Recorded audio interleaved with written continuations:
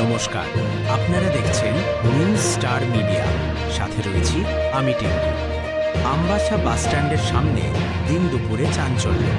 EMI বাকি আছে এই অজুহাতে আগাম নোটিশ বা সিজার লিস্ট ছাড়াই একটি বাইক জোর করে নিয়ে যাওয়ার অভিযোগ।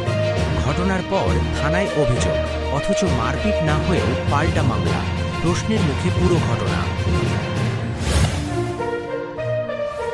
ঘটনাটি ঘটে 22শে জানুয়ারি দুপুর প্রায় 12টা নাগাদ আমবাসা বাসস্ট্যান্ডের সামনে।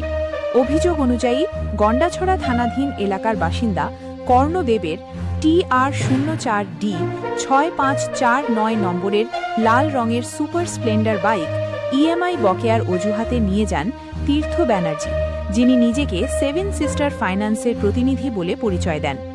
অভিযুক্ত দাবি করে সে ইনচার্জ শঙ্কর দেবনাথের কথায় বাইকটি নিয়েছে, কিন্তু শঙ্কর দেবনাথ স্পষ্ট জানিয়েছেন তিনি কোনো অনুমতিই দেননি।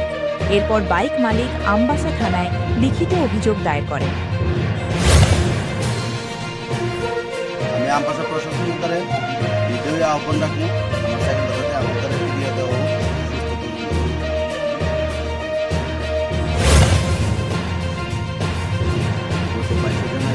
পরশুদিন আমি আমবাসাতে গেছিলাম, আমার যেহেতু মারা গেছে আমার একটা সুপার স্প্লেন্ডার সাইকেল নিয়ে। তো আমি প্রত্যেক মাসেই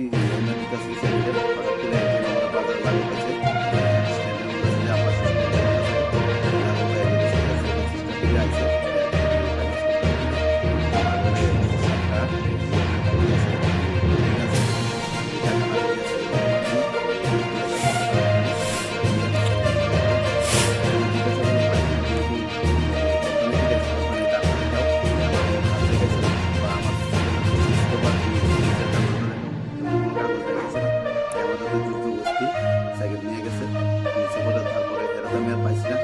তো আমি শ্মশানে গেছি, শ্মশান থেকে আইসি এসে আমার একজন রিলেটিভ হই সিঙ্গাপুরের একজন ব্যক্তি আমি জিজ্ঞাসা করলাম কেমন আমার সাইকেল নিয়ে গেছে, চলো হেল্পারে হের নামটা রমন নাই আমার লোকের যে রিলেটিভ আছে বলে হেয়ার আমি গেছি বাইরে থেকে হের মার সঙ্গে গিয়ে গেছি আন্টি আপনি ছেলের নাম একটু কর না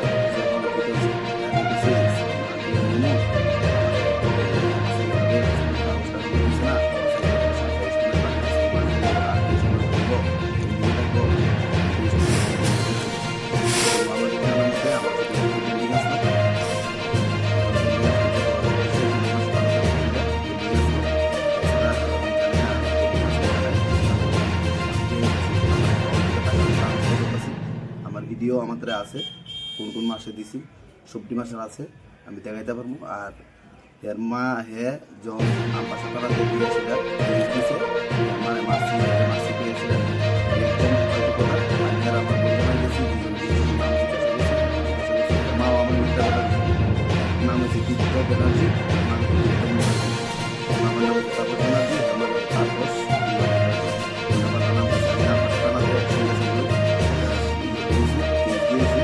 তারপরে এরা 24 ঘন্টা কম 24 ঘন্টা পরে একটা আমার নামে নিউজে বিভিন্ন ধরনের আছে। আর আরেকটা কথা হলো যে আমার মামা হীরামোহন দেবনাথ যে এর সঙ্গে আমার কোনো কথাই ছিল এই বিষয় নিয়ে, বা আমি কারোর সঙ্গে এই কথা কইছি না যে আমার মামা চাকরি করে আমার মামা সব কিছু একদম ফালতু কথা। আমি আমার সিস্টেম মতো আমি কাগজ লেখাইছি, আমার সব লেখাইছি আমার বন্ধুমারে নিয়ে আমি আমবাসা গেছি থানা থেকে কাগজ দিয়েছি রাত্রেবেলা সঙ্গে সঙ্গে যে আমার সাইকেলটা আমি খাইতেছি আমরা কোনো কাগজ ছাড়া কোনো কাগজ না দিয়া আমাদের সাইকেল হয়েছিল আমি আমার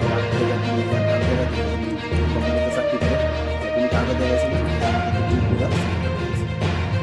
থানাতে কাগজ দিয়েছি